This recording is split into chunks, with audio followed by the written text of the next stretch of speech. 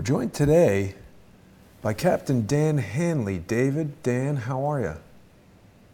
Very good, Jason. Thanks for having me on the program. Yeah, very good, Jason, and good to meet you again, Dan, after all these years. Yes, indeed.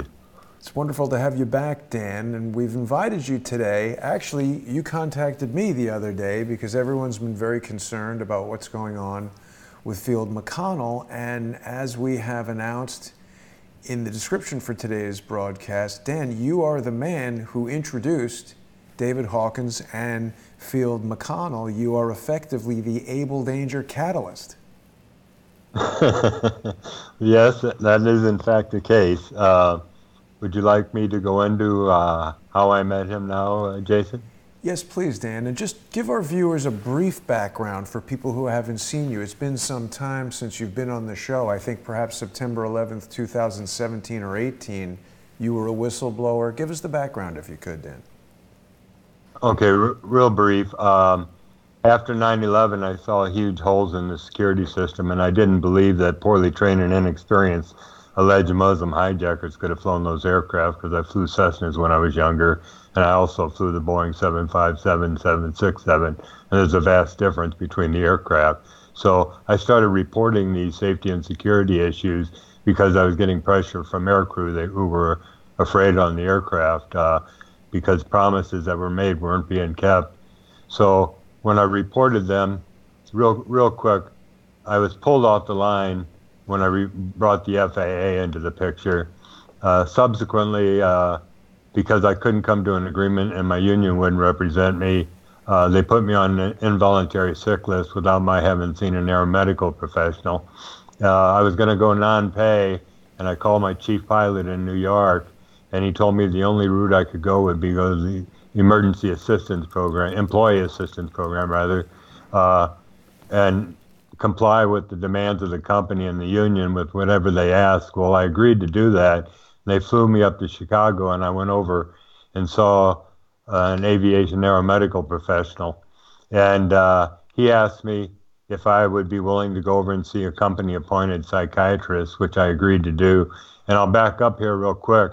I knew they were going to do this to me. The lawyers had warned me they were going to do it to me, so I went and saw the best mental health professionals in the Atlanta area where I lived and said, here's where I am with United, here's what I'm saying, here's what they're going to try to do to me. I need you to prove that I'm saying that I'm mentally stable, which they did. So I followed them down this path, and I wound up not only going over to see a psychiatrist, they asked me if I would stay a day because I had only seen a psychologist the first day. The long story short is I wound up spending 3 days in a mental institution with some very sick people, and finally threw in the towel, and I said, that's it, I'm leaving. I didn't agree with the psychiatrist's diagnosis of me. She said I was bipolar when I didn't exhibit any symptoms of it. And I spent 5 years after I got out. I filed an FAA whistleblower protection report, and that was the first time I really considered myself to be a whistleblower, when I filed that. And I sent them all these files, doctor's files, and all the correspondence trail I had leading up to this. And for 5 years, I was stonewalled by the FAA, the Department of Transportation and Homeland Security, and the Department of Justice, and they wound up closing my case without interviewing a single witness or reviewing my evidence. So essentially, I was run off the job. But that kind of a situation is called a hostile work environment forced psychiatric evaluation, and it's not just common in the airline industry; it's in other industries as well. You can go back to Joe Stalin's time. It was called psychopathological methods of dissent, where he would put political dissidents in a mental hospital and silence them for life. So they thought they had silenced me, but they didn't. So after I was terminated, I was in a group of New York pilots, and we were emailing one another back and forth because United Airlines was in the midst of bankruptcy, and they were going to terminate a $10 billion pension fund. And we were exchanging information, but as this email list grew, more pilots joined on, and I formed a grassroots organization called the Whistleblowing United Pilots Association. And when I would put out an email with information on it, it was pre-Facebook time, so it was sort of like the share function on a Facebook post. I'd say, please forward this email to your family, friends, and neighbors. Well, the list started expanding, and other people start coming to me from other airlines, and not just pilots. So I created the Whistleblowing Airline Employees Association, and it wound up being mechanics, agents, ramp personnel, FAA people, uh, TSA employees, you name it. They started joining this list, and it grew and grew and grew. Well, what I kept putting out was how I was grounded, because part of what I was seeking at the time was other pilots that had been grounded by this method, because I wanted to build my case at the time. I was still working on it.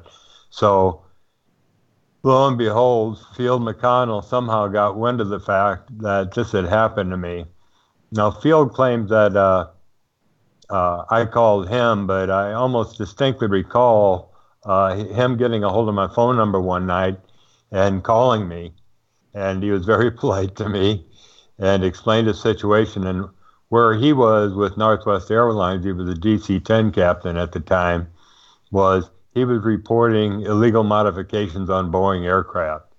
And at the time, Northwest Airlines management, the FAA, and the Airline Pilots Association, the union, were attempting to send him out to see a notorious FAA quack shrink, whose name I won't mention, I don't want to be sued, out in LA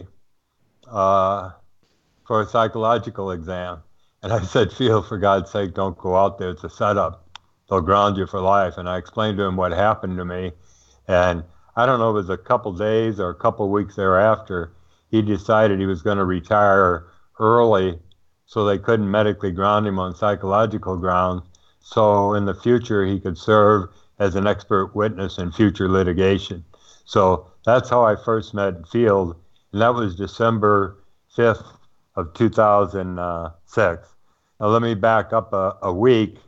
A week prior, and David Hawkins, maybe you can refresh my memory because yours is better than mine.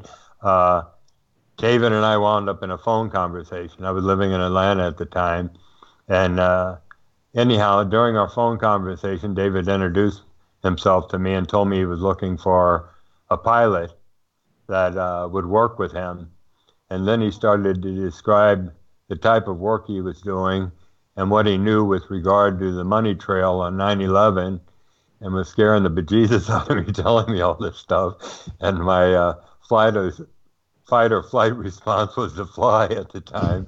But I thought, no, let me hear what he has to say. So I listened to him, and then I think we had one more conversation when I met Field, with this conversation I just talked about.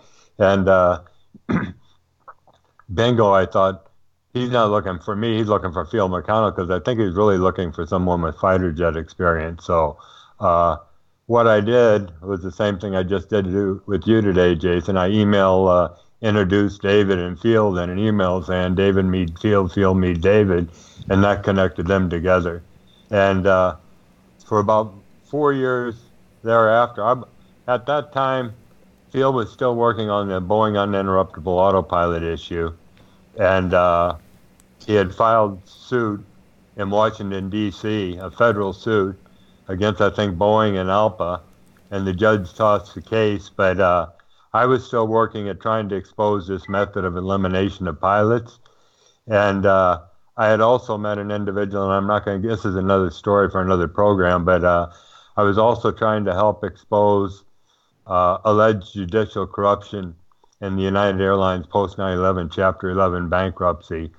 So I told Field what I was doing, but we still kept in touch. I think we were almost keeping in touch every night on email, exchanging emails back and forth with information we each had. And David was included on those emails, if you remember, David.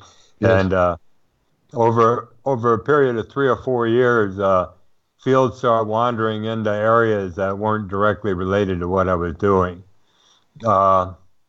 And I don't know if you want me to explain the uninterruptible autopilot system and what it is and what it does, Jason, or you want me to just go on? Because I think most people are aware of that, Dan. It's a good explanation. It's good for people to know that you were a United Airlines pilot, and this is how you connected with Field, and you connected Field with David. David, anything you want to add to that?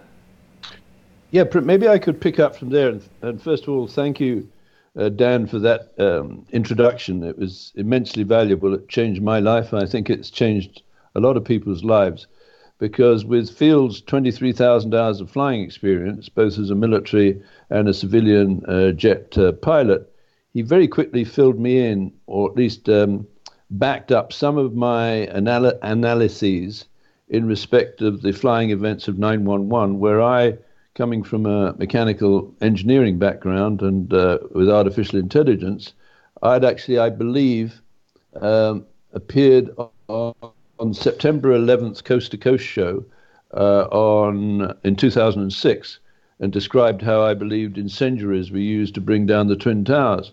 And actually, in my adult brain, I thought it was a result of you hearing that interview, but you've reminded me of the sequence of events, so I thank you for that. So maybe, Jason, we could just quickly go from that meeting, the telephonic meeting I had with Field, December the 6th, 2006, where after Dan's introduction, I called Field. I think he was having fish and chips with his son in a restaurant somewhere. And I said, Field, I've been given this introduction by Dan, and I asked him 3 questions, right? I might as well come out of what they were. I said, are you a civilian pilot? And he said, yes. And I said, are you a military pilot? And he said, yes. And I said, have you been drinking? Right? Because in the background, I don't know that I could hear the clash of glasses, but I felt, it was a well-lubricated discussion. But we hit it off straight away, right?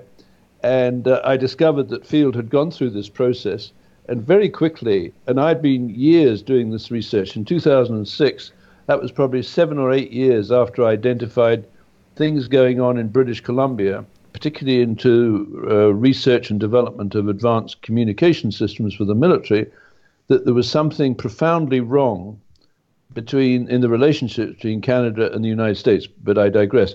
So with Field, we started, or very quickly I learnt that there was a character that came in out of the woodwork, which was his sister, Christine Marcy, that had a major, major role, in my opinion, in the attack of 9/11, because, and I'm just condensing some of the conversations I had with Field over the next, let's say, year.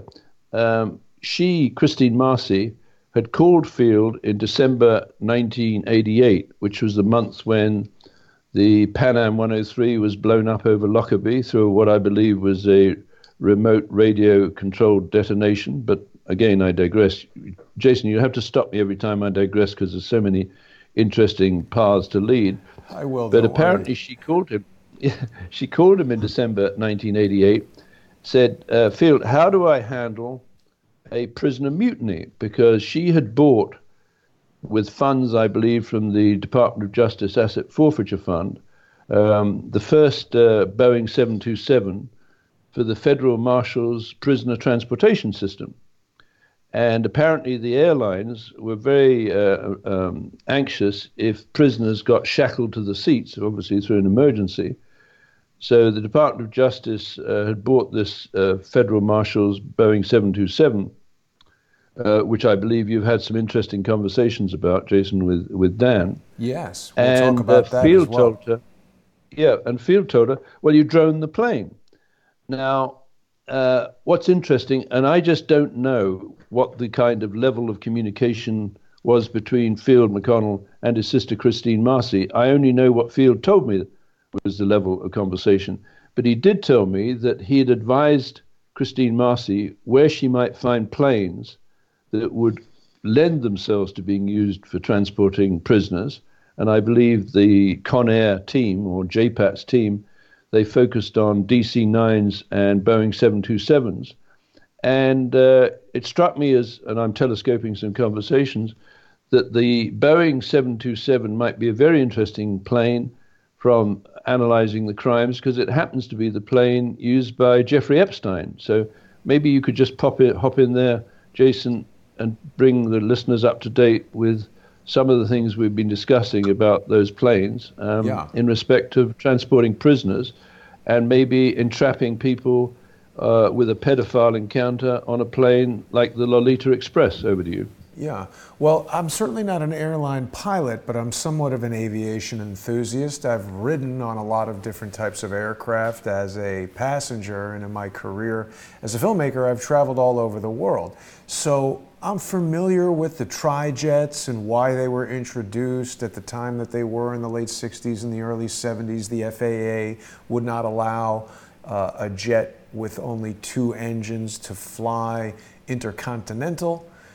So these tri-jets were introduced, but then as the reliability of jet engines increased over time, that FAA restriction was lifted, and these tri-jets are very undesirable for a couple of reasons, and my understanding is the primary reason is the complexity in servicing the third engine. This S-ducted engine, which we've spoken about, is a more complex mechanism, and it's integrated into the body of the jet in the way that a standard exterior jet engine is not. So that's a complication. This is also the least successful and least, in terms of sales, and least common Boeing jet that was ever made. And they stopped manufacturing it, I believe, in 1984. So any example of a Boeing 727 is going to be inherently old. There's not going to be that many parts around for it.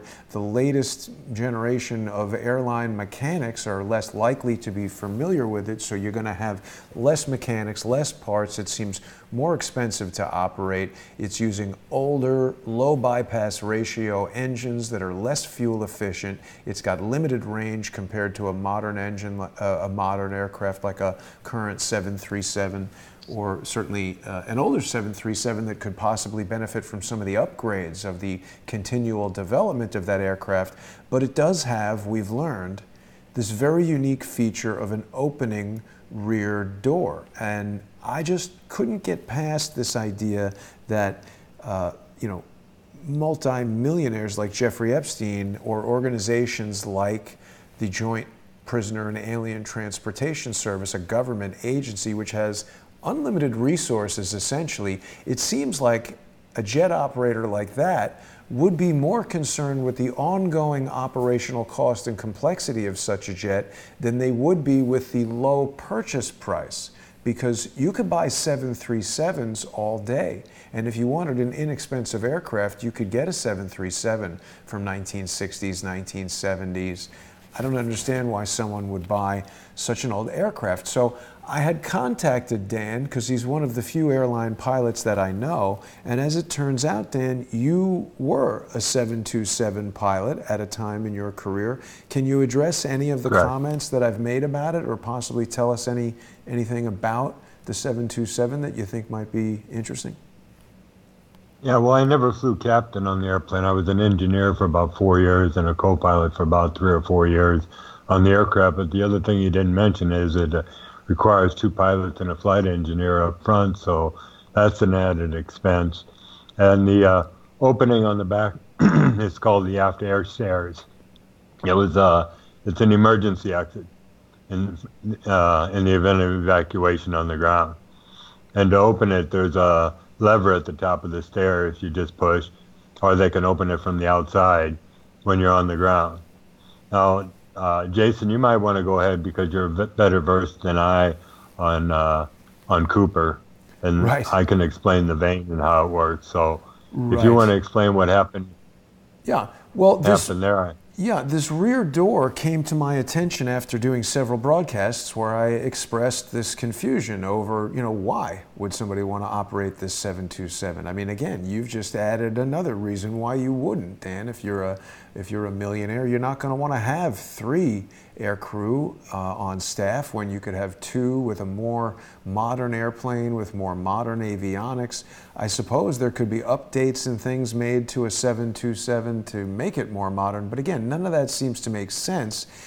Although having this rear door is very useful because, as you mentioned, Dan, this guy, D.B. Cooper, we can see some of the engine exposed here, so you get an idea of how that would be serviced on the rear engine.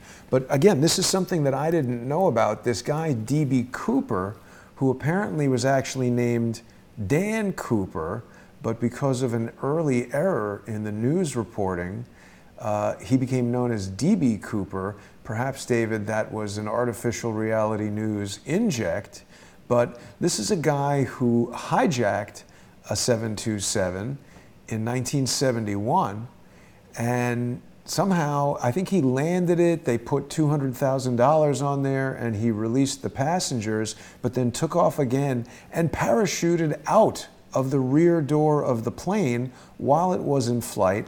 He disappeared in the Northwest United States. His true identity is unknown, and he was never seen again. It's regarded as the only unsolved skyjacking in U.S. history.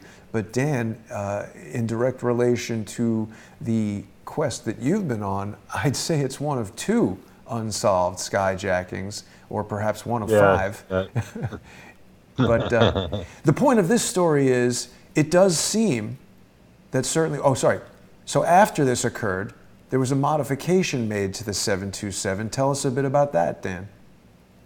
Yes, the modification was you could still open the aft air stair when you're on the ground, but they installed a vane back there. It was, I'll just say it was spring-loaded to the open position on the ground, but it stuck out in the airflow such that as the aircraft accelerated down the runway and got up in the air, this vane, the air pressure on the vane would push it back to lock that aft air stair door closed. So we jokingly called it the D.B. Cooper vane because that's why it was installed, because of that very hijacking. But it prevents them from being able to open the door once in flight.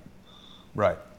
And it's even referred to as the Cooper vane on Wikipedia. Okay. So, I mean, again, this is basically just a kind of a flap there that as the plane flies forward, the air pressure forces this door up so that it does not open in flight, and that's a safety feature, and also to prevent people like D.B. Cooper from jumping out. Look at that. It's a wonderful animated GIF of a Northwest Airlines 727. I do believe I've seen a photograph of Field McConnell standing outside a 727, so perhaps he was a pilot of one. But it's just interesting to note that this aircraft is used by JPATs. It's used by Jeffrey Epstein.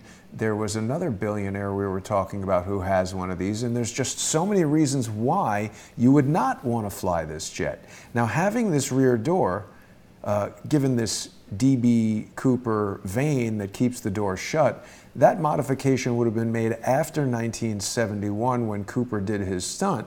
Jeffrey Epstein's jet, tail number I think it was 212JE, that was manufactured in 1969, prior to the invention of this jet, and the ability to open the rear door in flight would have remained. So this means you could throw things out of the jet in flight.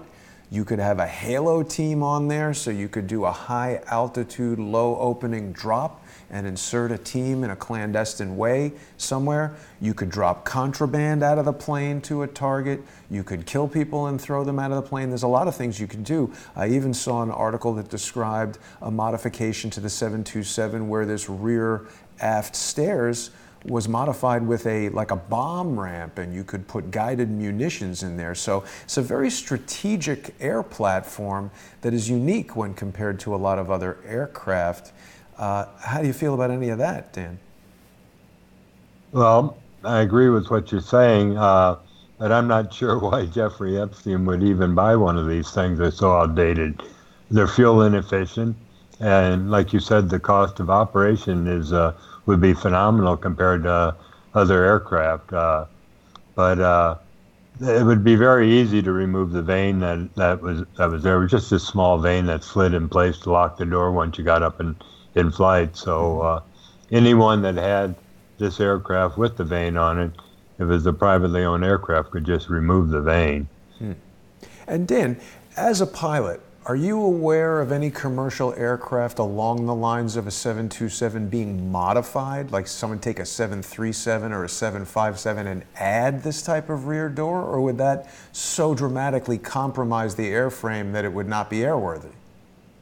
Well, I've never heard of one ever, Jason. No, And as a I've pilot, never heard of a. if I presented you with such an aircraft and said, hey, I had mechanics add this rear door, we're going to go up and I'm going to parachute out of it, what would your response be as the captain of that aircraft?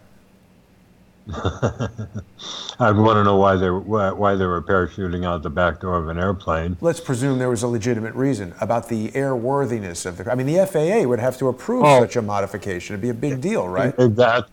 That's exactly what I was going to say. They would have to approve the modification because these aircraft have to go through FAA inspections periodically. Mm-hmm. And so there'd be a lot of records. There'd be all kinds of people who would know about it. You'd have to file, why are you doing this, et cetera. And it would be a big deal versus just having one of these where you could take off, go fly around, and jump out. Here's another question. So in flight, what is the minimum speed? What is the stall speed of a 727? Do you recall? Well, that would depend upon the altitude you're at. But no, I don't recall. There would be a graph associated with that, Jason. I see. Because it varies with the altitude of the aircraft. The indicated airspeed or the actual airspeed that the aircraft would stall is dependent upon a number of factors. So I can't answer your question as to what the exact speed would be. That's a fair answer, but let's take a look here at Wikipedia. We're just looking up some facts and details about the Boeing 727, and when I search stall speed,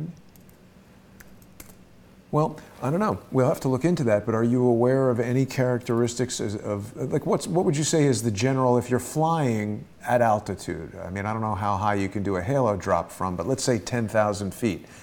Can a plane fly 100 miles an hour? Does it have to fly 200 miles an hour? I mean, I don't know. I've gone skydiving, but out of a propeller plane and not at pressurized altitude. You mean at what speed would they have to be at for them to bail out of the airplane? I mean, I presume if you knew you were going to jump out, if you had a halo team, you'd slow down. Well, at 10,000 feet, you could slow easily down to 200 knots. And then someone would You jump could slow out. down less. Yes. Have you ever piloted a plane where people have parachuted out of it? No, I haven't. But you're aware of the techniques and all that, so I guess 200 knots is a reasonable. Yes, I am. I think I don't want to say what I think about anybody that jumps out of a perfectly good airplane, Jason. 'Cause But should I just pop in here, Jason? Please, David. Because, you know, Dan, what Jason and I have been doing, sometimes we discover things on the fly which become very interesting to absorb in the reverse crime scene investigation analysis which I've been developing over the years. And it just occurred to me there's an airline called Trump Shuttle Inc. that used Boeing 727s. You're aware of that, Jason? I am aware of the Trump shuttle, but yes, you told me that they were using 727s, David, and I've flown on that Trump shuttle, so I have been on a 727. But again, that airline was around in the 80s or 90s, so the 727 wasn't as outmoded back then as it is now. Well, I think what this line of inquiry is really interesting, because just to pursue the Jeffrey Epstein use of that plane, apparently, even though it's inefficient and everything else, it managed to get him to visit various countries in Africa that might be associated with, I don't know, the Marine Corps intelligence activity, but we'll come to that in a minute. Now, when they raided Jeffrey Epstein's mansion in New York, apparently it's a neighbor of a guy called Howard Lutnick, who was the chief executive officer of Cantor Fitzgerald on 911, who very conveniently was out of the office, but lost his brother and 684 of his colleagues in what some people describe as a tragedy, but I describe as mass murder. They found in the safe diamonds and pictures of underage girls naked in various poses. And that story seems to have disappeared. But when I heard about the diamonds, it struck me, wouldn't it be interesting if Epstein's fortune, he's supposed to be a near billionaire, was or included the trafficking or movement of blood diamonds? And maybe putting children on the plane and flying to a country and then inviting someone who needed to be disappeared or intimidated or blackmailed onto the plane, which as we know is called the Lolita Express, where they could be given a child of their fantasy and filmed, and then you could either throw them out of the door at the back or land them, but they would then have the knowledge, let's say they're a would-be leader of a terrorist group in the Congo or Angola or Rwanda, and they would be reminded from time to time that the party that was controlling the information technology associated with that exercise had pictures of them abusing a child that they could show to the friends of the said intimidated leader. So I'm just speculating here, but this looks to me like a fascinating device for removing or getting rid of bodies that maybe can be dropped in the jungle after that bypass or valve has been neutralized. Over to you, Jason. Well, and remember, David, in the 1969 version of the jet, that valve would not even be present. The other thing that I've just found in this Wikipedia listing for the 727 while you guys were speaking, it's talking about the wing characteristics, and because it has no wing-mounted engines, leading-edge devices, Kruger or hinged flaps on the inner wing and extendable leading edge slats on the wingtip, basically gave the 727, it was very stable at low speeds compared to other early jets. So again, more usability in terms of slowing down in flight and letting somebody jump out the back. Very, very interesting. Yeah, something for us to continue considering. Now, David, sorry, before we move on, we're going to be continuing, David, with our sponsor-exclusive show at 1 p.m. Eastern. People can join us on patreon.com/reverse-CSI storyboards and patreon.com/crowdsource-the-truth. David and I will be continuing with a different discussion.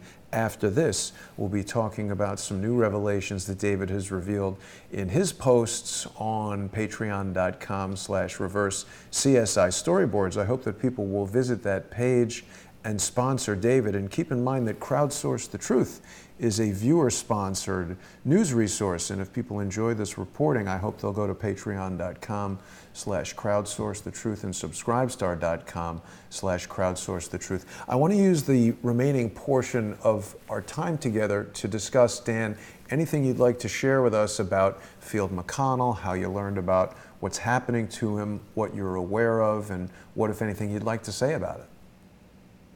Okay, well, I'm pretty active on social media, both Twitter and mainly Facebook.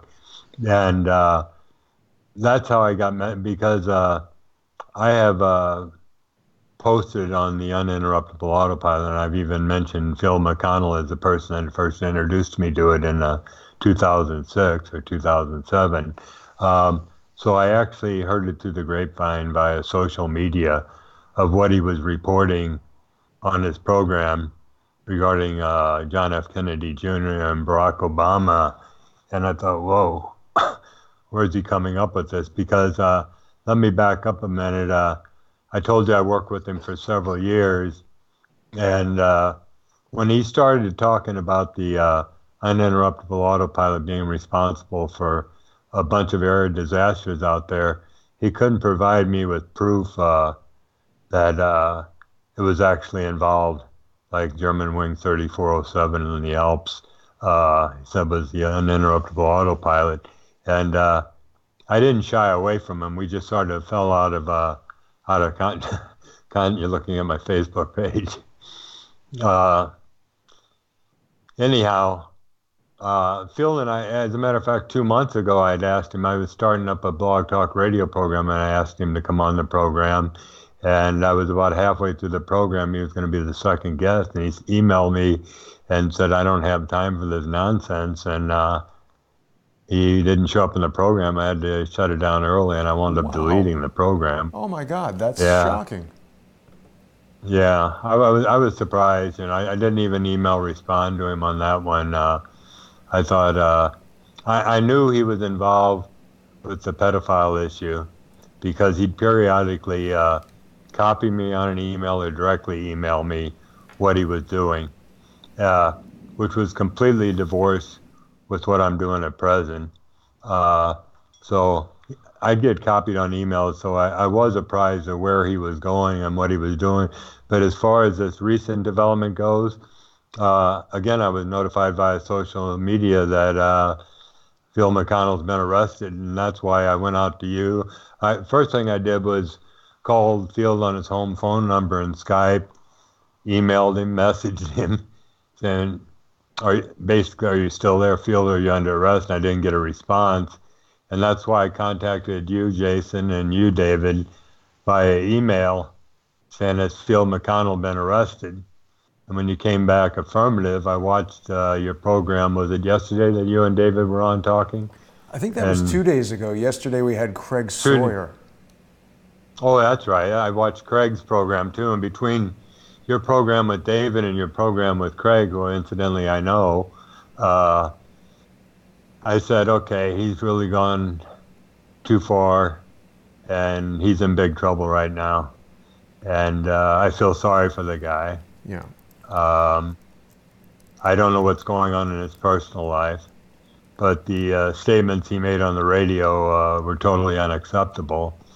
And I'm afraid he's going to wind up doing a long-term prison sentence. And, you know, the guy's got a sterling military career with Army, Navy, and Air Force wings. He graduated from the Naval Academy. He's a very intelligent guy. Uh, I don't want to backstab him on the air because I've known him for 13 years, and I'm not going to either. He walked down a path he shouldn't have, and he's going to have to pay a price for it. Yeah. I mean, again, there's a lot of people who are contacting me saying that this is a deep state suppression of Field McConnell. I don't have any details that support that. My understanding right now is that Field has violated a permanent injunction that was issued by the state of Florida, and the penalty for that includes 3 felonies. I've heard one of them includes something having to do with death threats that he had made, speaking about a firing squad, putting this lawyer in front of a firing squad. I saw a video in which he gave out this person's office address. He was disparaging her. It's my understanding that the permanent injunction specifically enjoined him from speaking about this woman on air, taunting her, harassing her, whatever. Really, the smartest thing for him to do would have been to stop doing that. If the woman is engaged in crime, there's ways to pursue that would have allowed him to avoid violating this permanent injunction. And I share your feelings, Dan. I do not want anything bad to happen to Field McConnell. I didn't like it when he was doing things that were designed to damage me, but I just wanted him to stop that. I don't want him to suffer in jail, and I hope he is able to navigate this in the least painful way possible. David, anything you want to add? Yes, and I concur with Dan and yourself about what Field was enjoined not to do, and apparently he did it. So, yeah, he will inevitably have to face the consequences of that. What I'm intrigued by is the mental state of Field when I first met him, and the transition right through to the present arrest. And I've dug to a great depth into the record of his sister, Christine Marcy, who is, I believe, given the Gore Hammer Award in 1996 at a meeting in the Great Hall of Justice for founding the Department of Justice Prisoner and Alien Transportation System, which was nicknamed Con Air. And in my studies of what Field told me about Christine Marcy, it turns out that, in his opinion, she'd flunked her medical. She wanted to be a doctor, but credited to her record is that she introduced a prisoner medical services program, which sends a shiver down my spine, because Field has said some very nasty things about his sister, Christine Marcy. All right. And of course, it would be interesting if Field was transported from one county to another on a Conair jet. I mean, what I'm essentially saying is when you're in the prisoner transportation system, basically launched by Christine Marcy in the 1984-1985 period, you are totally vulnerable to anything she decides to do in terms of who your cellmates might be, right? And of course, what I do, as Jason knows, is I like to go into the patent office and see if I can find any patented devices that leave a signature at a crime scene consistent with the custodian of that patented device is using it.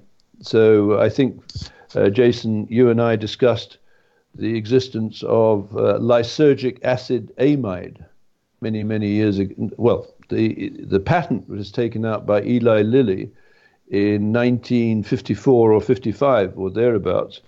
And reading it, it says this formulation or something to this effect is extremely useful from the point of view of psychotherapy research because it elicits characteristic patterns of rage and hallucinations. So one of the problems I had with Field in the latter years was I felt that he wasn't registering what I was saying, which was a rather mechanical, possibly boring analysis of not just the Boeing Honeywell uninterruptible pilot, but a whole bunch of other patterns, because maybe in the prison system as managed, if you will, I mean, she occupied an extremely powerful position. She became the senior counsel for the detention and deportation program of the Immigration and Naturalization Service, that maybe some of these prisoners are being administered drugs, or even before they become prisoners, that changes their behavior pattern consistent with characteristic attitudes of rage and hallucination. And so for me, during the latter years I was working with Field, he was raging, he was hallucinating, he was seeing situations that weren't true. And I'm wondering, was he being manipulated from within Abel Danger by a team that I now recognize as part of what is known in counterintelligence as a sandbox? That is to say, they're blunting or deviating or decoying away from his brilliant technical analysis of the flying events of 9/11 to discredit it, ultimately put him in jail, and maybe he doesn't come out of jail alive, rather like Jeffrey Epstein or possibly Julian Assange. Over to you, Jason. Well, we definitely hope that's not the case. And this is not an outcome that anybody wanted for Field McConnell. There's a lot of Field McConnell supporters who are in the chat saying that he's a hero. That's fine. We're just pointing out that whatever anybody has done in their past, it doesn't give them the right to violate other people's rights, to harass and threaten people. And I really wish Field had not done that. You raise an interesting point, David, which is that perhaps he's been manipulated. Now, we know that he was reading some document from Timothy Holmseth. Timothy Holmseth is not a guy who he was speaking to, as far as I'm aware, while we knew him. So the question becomes, did Timothy Holmseth influence Field in some way? Was someone influencing Timothy Holmseth?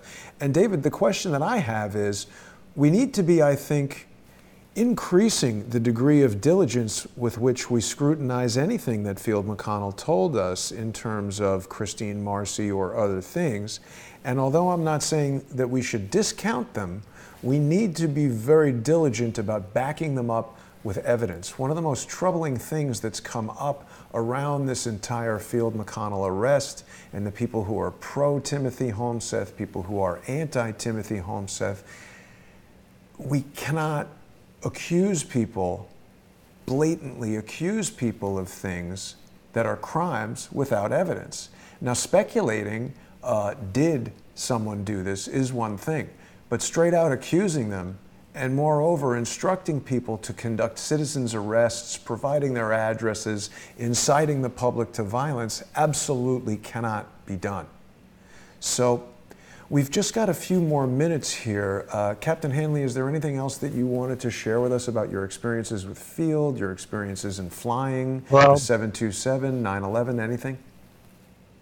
Well, I'd just like to address the listeners that just said Field is a hero, and I think in many ways he is to me, because he did have the guts to stand up, because he inspired me in a lot of ways with the things that he was saying early on when we were working together, and actually inspired me to move forward with things that I was working on. So, yeah, I mean, he's got a great service record and all, and he is a very brave man. But unfortunately, like David said, I noticed a change in his behavior towards me.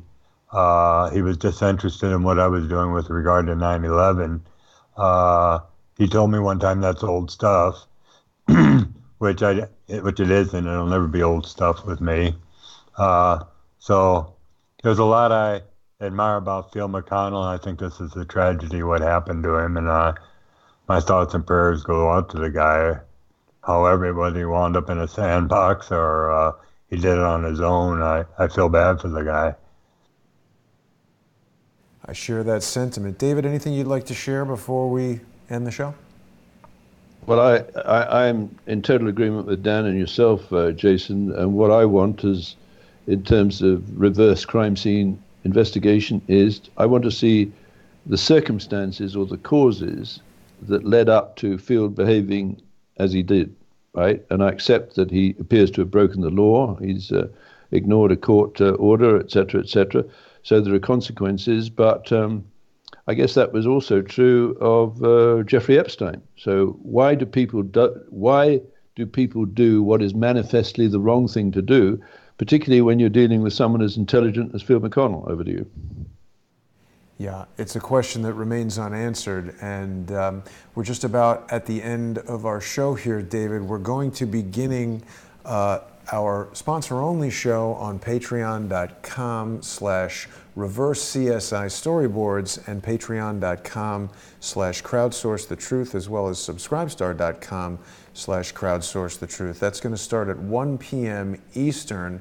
People should go over to David's Patreon page, and please become a sponsor of David if you aren't already. I couldn't be doing these shows without David, and David is bringing us his unique brand of research, his process of going into the patent office. I think people really enjoy watching the show and making these discoveries, questioning evidence, looking into various things. You can also see the show simulcast on patreon.com/crowdsourcethetruth and subscribestar.com/crowdsourcethetruth. Please visit Dan Hanley's Blog Talk radio show as well as his Twitter page. Dan, what's the best way for people to get in touch with you and reach you on social media? Okay, on Facebook, I'm on Dan Hanley. I've also got groups, 9/11 whistleblower Captain Dan Hanley and a couple other groups. I'll tell you what, Jason, if they just Google Captain Dan Hanley, it all pops up, including my last 2 programs with you and other programs that I've been on.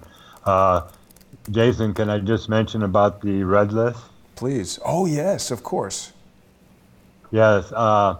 In May, my wife and I, for the first time in several years, decided we were going to go back to the States, and I made the announcement on Facebook that we were taking a trip back to the States, and I got warnings from a lot of people, please don't go back, because I'm very outspoken about 9/11 and other issues regarding U.S. foreign policy in the Middle East and South Asia on Facebook. So the very day I made a reservation on Qatar Airways through Doha to Atlanta from Islamabad, the FBI calls, of all people, my ex-wife in Washington and wants to know everything about my trip. Well, I was curious when my sister told me about it, so I called the FBI in Washington and asked them if they wouldn't divulge any information. So when we got over to the Atlanta Customs Hall in the passport control line, my wife's a foreigner, so she was standing in the foreigner line, and I was in the domestic line. And here comes my wife in tow of a man and a woman, and they identified themselves as an FBI agent and a TSA agent. And they said, Mr. Hanley, they introduced themselves, showed their credentials, said, would you come with me? Sure enough, I said, sure, I got time. So he takes me over to a separate desk where there's no line and said, here, stamp this guy's passport. When the guy opened my passport and looked on the computer, he looked up the FBI agent and said, you know he's on the red list, don't you? And he goes, yeah, we know. So they took us into a room and interrogated me about my trip, everywhere I was going to be, contact numbers, you name it, they asked me. And I thought, well, that's the end of it. Well, we were leaving, and a month later we were leaving. We were walking down the international concourse in the Atlanta airport, and up behind us walks up another FBI agent, TSA agent, and said, "Do you have time to talk with me?" And I go, "Yeah." So they took me in a room with my wife and started questioning me, and immediately became apparent that they knew everything I post on Facebook. And my wife buried her head in her lap and started laughing because he's harmless. He just posts things on Facebook. And I said, "Well, we recognize your rights of First Amendment rights of freedom of speech, and we honor your 10 years of service in the U.S. Navy." And I'm thinking, they know everything about me. So they kept asking me, "Have you ever been threatened?" I said, "No, no, no." I said, "Once in a while, somebody on Facebook, because of my anti-U.S. foreign policy posts, will call me treasonous, and I just block them. But other than that, I haven't gotten any threats." So Big Brother is watching you out there, and they do monitor all this social media because they knew everything about me, and I haven't done a thing wrong, really. Yeah. It's But I'm amazing, on the, Dan. whatever, yeah, You're on the red list. yep. Well, Dan, Is that thank a you for medal of joining us. distinction? Sorry? Oh, Yeah. thank you, Jason. And I said, thank you, Jason, for having me. And David, it was good after all these years getting to talk with you. Good luck to both of you on your programs. Thank you so Thank you, much. Dan. Great beginnings. Absolutely. And Thank thanks you. everyone for watching. We really appreciate Captain Dan Hanley joining us today. We'll be back in less than 10 minutes on patreon.com/reverse-CSI storyboards and patreon.com/crowdsource the truth. And we'll see everybody in just a few minutes. Thanks for watching.